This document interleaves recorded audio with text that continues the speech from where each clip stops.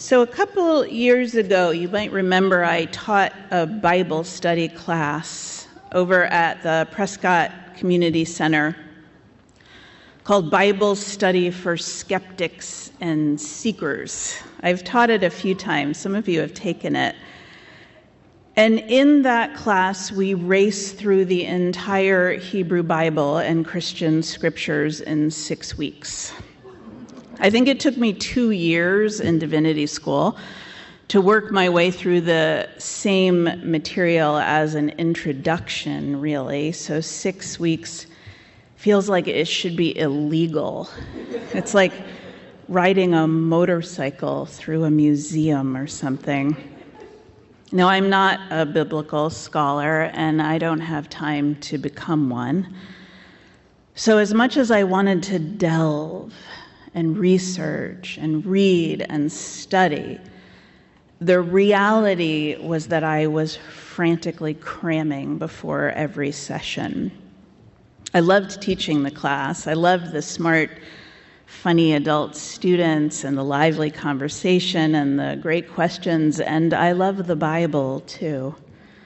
I love its hidden treasures.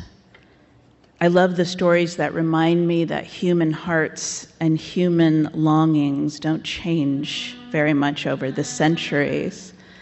And I really love finding and sharing the more radical and liberating interpretations of Bible stories that most of us never learned. But the frantic cramming I did not love, the always feeling wildly unprepared in the face of this vast body of constantly changing knowledge, I did not love. So much so that some of you might remember that Alan actually made a little audio recording of me saying that I solemnly promised to only teach things I already know in future, which begs the question of what in the world I might actually teach. But today we are encountering two of the most important stories of our Jewish and Christian spiritual forebears. Two of those stories I raced my students through at breakneck speed in Bible study. The first is the story of the Exodus of the Israelites out of their enslavement in Egypt, which is told in the Hebrew Bible book called aptly Exodus.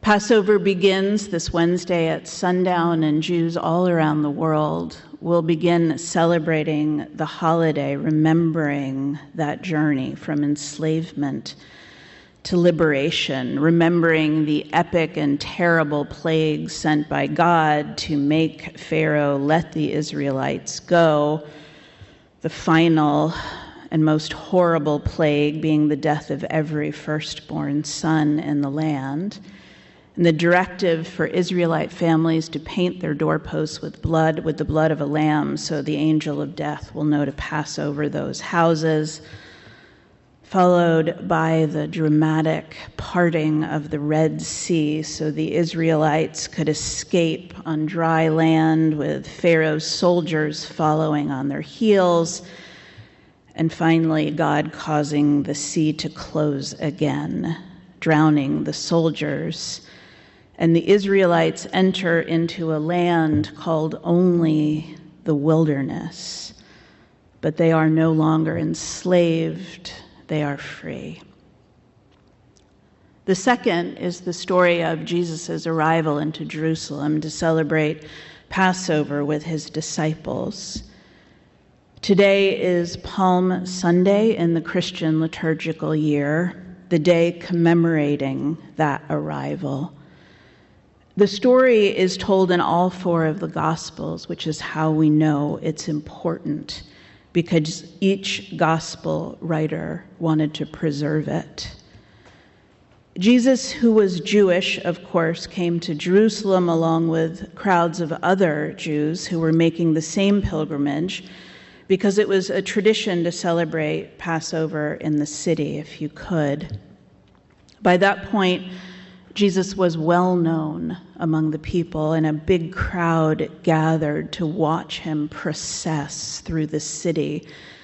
And that crowd put down palm fronds in his path to protect him from the dust and the dirt of the road.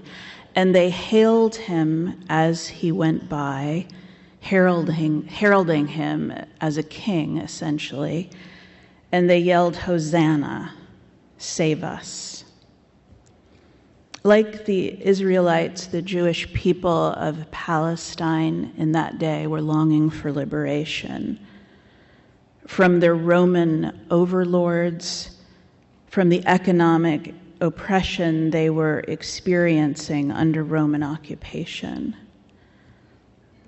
What the crowd didn't know is that Palm Sunday was the beginning of the painful events of Jesus' last days, ending with his violent death. So, two very different stories.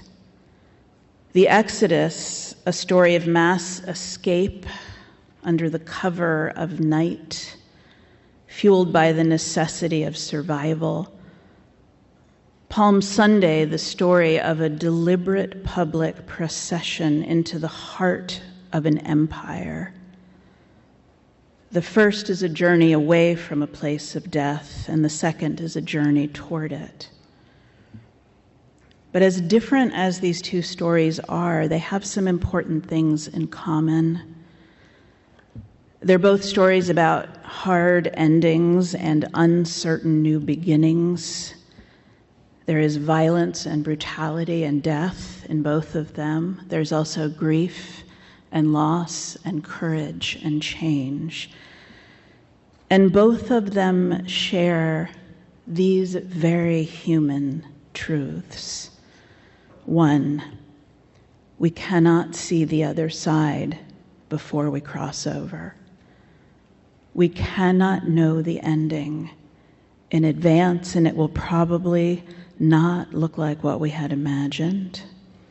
Two, journeys are usually harder than we want them to be and require more courage than we think we have.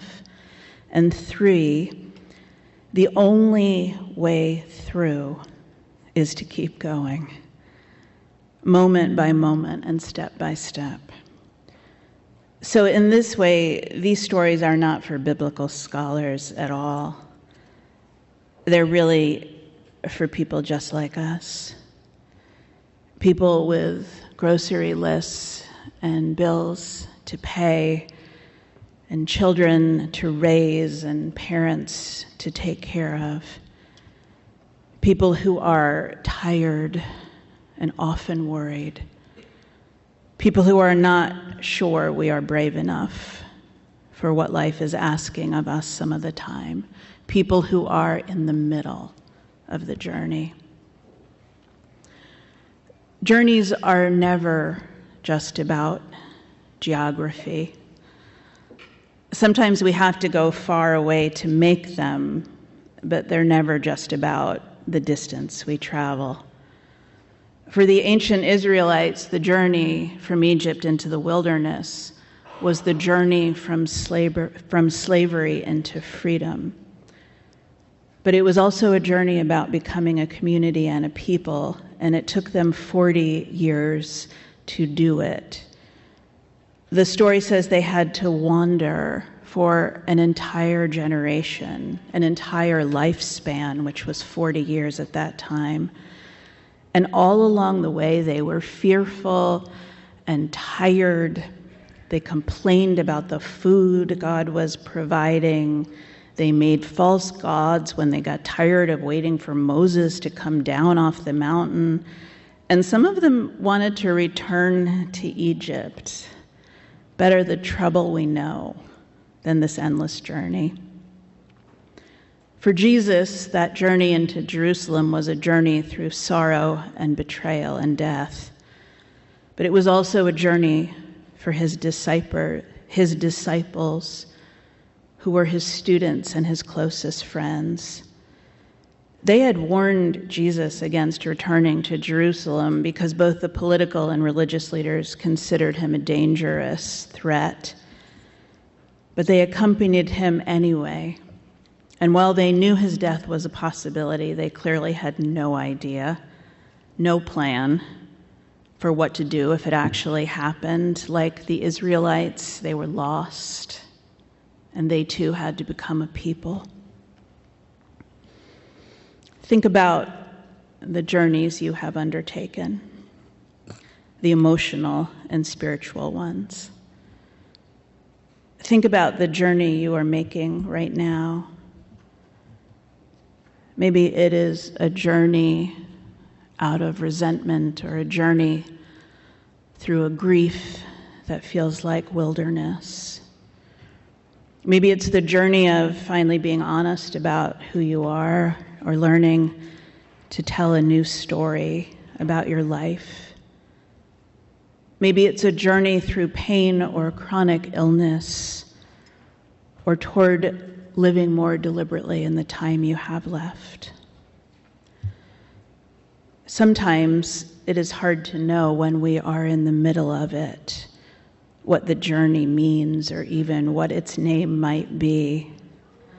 Most people feel utterly lost in the middle.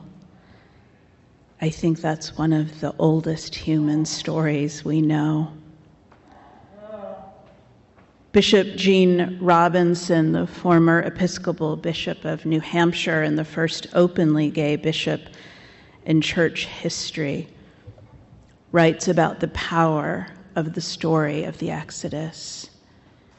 He believes it's important, it's crucial for both Christians and Jews to find themselves in that story and to experience it as a call to freedom from whatever is holding us in bondage.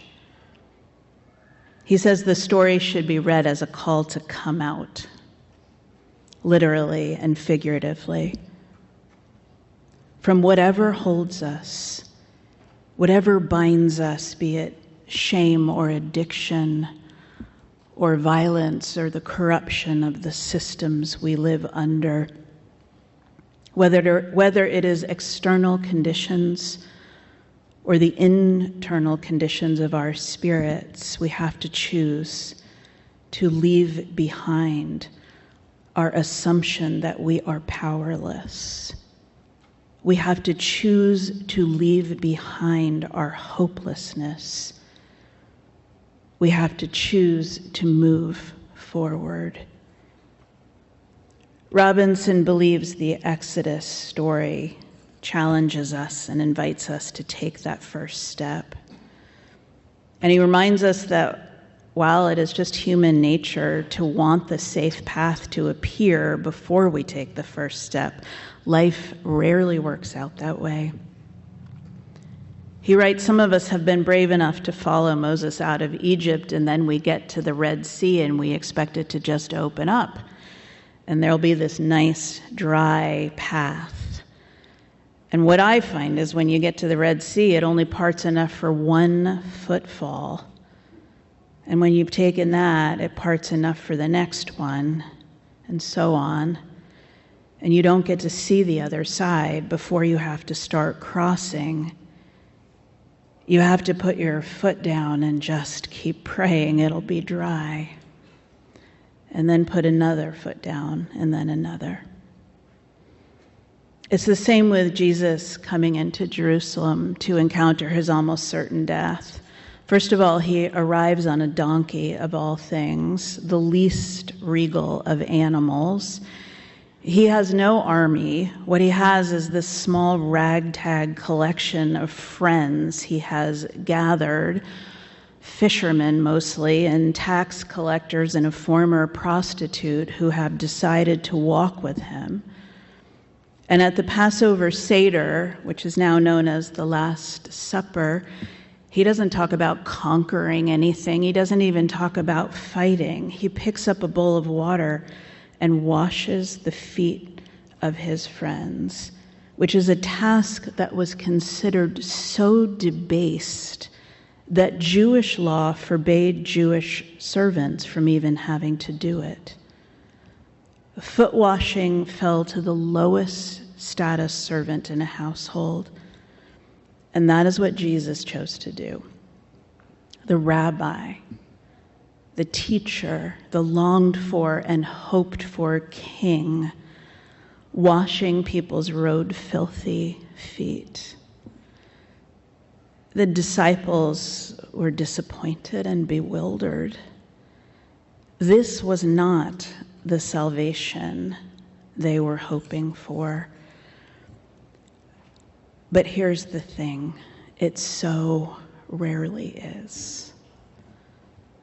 The stories of the Exodus and Palm Sunday are ancient stories, of course, but they are also very modern. They are also mirrors of the time we live in, because we too live in a time of empire. We too live in a rising tide of hate and authoritarianism and suppression of opposition through violence. We too live in a time when the love of power prevails over the power of love over and over again. And yet, we have chosen to believe in the power of love. We have chosen to believe in the power of love, and we are not alone. And we know this because we see it. 8 million people on the sidewalks of small towns across America yesterday. We know we are not alone because we hear about it on the streets of Minneapolis and St. Paul and Portland, Maine.